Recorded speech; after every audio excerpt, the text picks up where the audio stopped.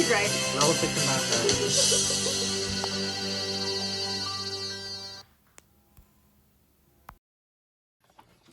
Hey guys, it's the feed back again today, and on today's episode we're going to be talking about how technology rots the brain.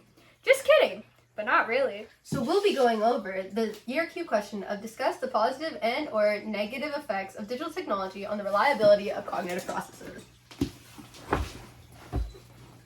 So what are cognitive processes?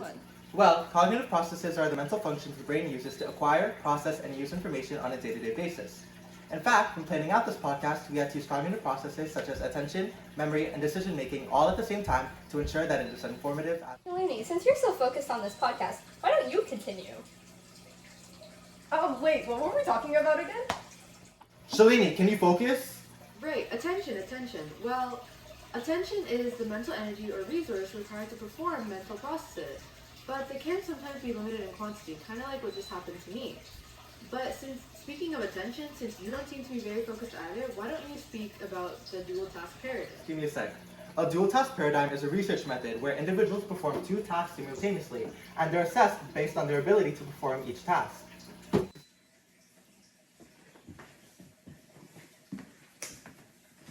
However, multitasking and switching between like digital tasks can sometimes harm or sharpen our cognitive skills depending on the situation.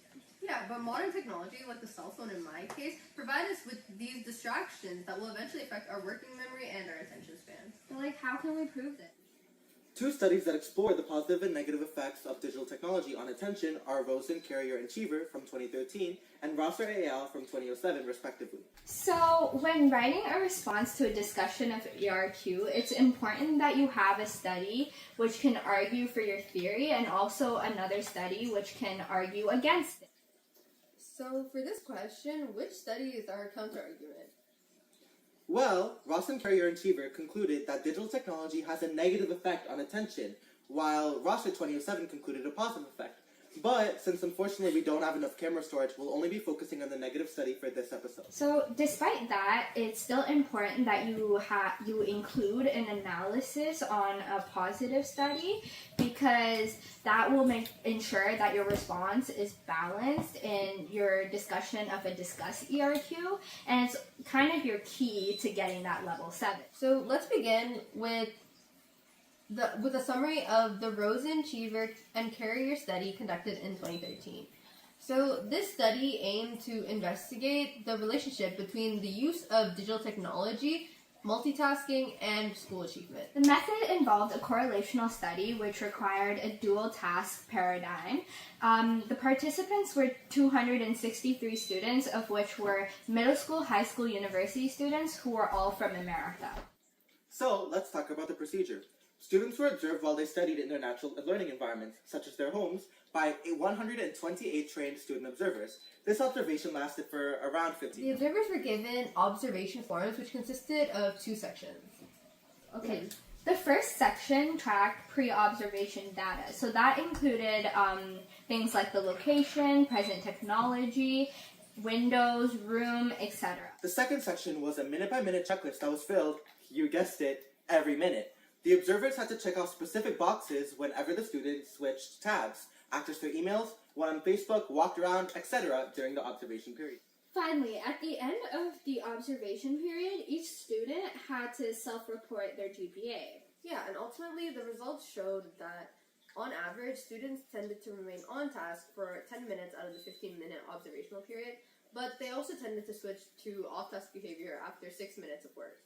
Furthermore, the variables with the strongest correlation to a reduced time spent on-task behavior were technology available at the start of studying, walking around, texting, and especially using Facebook. Yeah, but it's not all about Facebook though. However, it was found that students who would access Facebook at least once during their 15-minute study period had consequentially lower GPAs than the students who didn't use Facebook at all. Yeah, but nowadays I feel like you can get easily distracted by modern apps such as Instagram or even TikTok. But they still have similar algorithms though, so their findings are still transferable to us as well, even with those apps. That's true. Yeah, but what are the conclusions of the study? Well, the researchers concluded that these findings demonstrate attentional blink, which is a temporary slowdown in mental processing due to actively interacting with another task that is unrelated. In this study's case, irrelevant tasks would be accessing Facebook, walking, texting, etc. That may be true, but putting the detriments aside, I have to admit that I've actually learned a fair bit from social media. And those quick conversations over text can actually really make my day. Honestly, me too. I don't think I'd be able to live with social media because it's so prevalent in my everyday life. But that is not a good thing, is it? Because social media is such a significant contributor to our decreased attention span and poor habits. I mean, look at us. We have completely gone on a tangent about social media instead of focusing on the effects of digital technology on the reliability of cognitive processes, which is the thesis of this podcast. Oh, you're right. But back to the study. Let's not forget that in order to gain a better understanding of the negative effects of digital technology on attention, it is also important that we evaluate the study. Exactly. Regardless of the command term of your ERQ, it's vital to evaluate all of your chosen studies. Just make sure you cater your writing style to the command term that you were given, which in this case was discussed. So to evaluate the studies, let's first talk about the strengths. One of the more obvious strengths is the large sampling size because it increases the accuracy and the generalizability of results while also minimizing sampling error. Just to clarify, generalizability is a term used in quantitative research to explain how a result can be extended to other populations and world settings. Yeah, and the other strength of the study is methodological triangulation, which is the combination of different data collection techniques, including quantitative methods, which are measurable, and qualitative methods, which are descriptive. Essentially, the combination of these different techniques increases the validity and the reliability of the results. In this study in particular, the data collection techniques would be the observational data, which is qualitative as it can be measured, and the self-reported GPA, which is quantitative. But there's no rose without a thorn. So let's go over the limitations of the study. So the first would be that the study assumes that there is a correlation between schools' achievement, so like GPA and attention span, treating an increased or decreased attention as reflection of your cognitive abilities. The other limitation of the study was that it was conducted under overt observation, which is when participants are fully aware that they are being studied and know the purpose of the research. Within the study itself, participants knew exactly who the observer was. Hence, this could have led to participant bias, when participants either consciously or unconsciously act in the way the researcher desires rather than acting naturally, thus impacting the accuracy of the results. Wait, this actually kind of reminds me of that one scene from The Office. Oh, you yeah. know, the one where Michael, Pam's boss, openly confronts her, commenting on her appearance in front of all of her coworkers, calling her things like the office hottie. And because Michael is in this position of authority, Pam is now aware of his overt observation of her. Do we see the connection to the study? And as a result, she'll start acting differently, laughing awkwardly, avoiding confrontation, and just toning herself down to fit into her boss's expectations. So, connecting back to the study, the overt observation is Pam knowing that Michael is paying attention to her every move, and the participant bias is Pam purposely adjusting her behavior so that she doesn't stand out to him. So now let's dive into the applications of the study.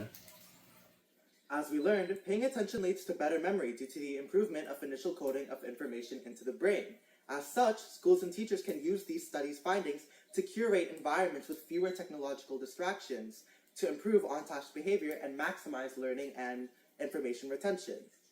In addition to this, parents and educators might encourage their students and children to avoid social media platforms during their study times to better improve their academic performance and manage their multitasking. And while at the time of the study, I guess it would be Facebook, now it's probably more like TikTok or Instagram. It can also inform and lead the development of digital literacy programs that teach students how to manage multitasking. The study also has its implications. With the recent rise of cyberbullying and absurd societal standards in social media, the younger generation's perspectives have switched from their own personal progress to pleasing other people's expectations. But this is exactly why, just we need to understand the negative effects of digital technology so that we can help these younger generations and prevent them from having those negative mentalities. The findings also imply that digital technology use, when unregulated, can specifically interfere with the formulation of thoughts and the students' abilities to focus, leading to long-term effects and harm to a student's academic success. The strong association with Facebook suggests that not all multitasking behaviors are equally detrimental, highlighting the importance of studying the specific type of distraction. The research supports broader concerns that constant media multitasking reduces sustained attention, which could have long-term implications for cognitive development and attention spans. Okay, overall, research has shown that digital technology can have both positive and negative effects on cognitive processes such as attention. And then Rosen, Carrier, and Cheever show that media multitasking creates a temporary slowdown in mental processing. Yeah, and contrastingly, Ross et al. From 2007 showed that fine motor skills and attention were actually improved by playing video games, where with participants subsequently being able to transfer these accumulated skills into new situations. So I think this is a good point to end off our episode, and I hope you guys stay tuned for our upcoming content that will come your way. And don't forget, the neurons that fire together wire together. That's the feed. Signing off.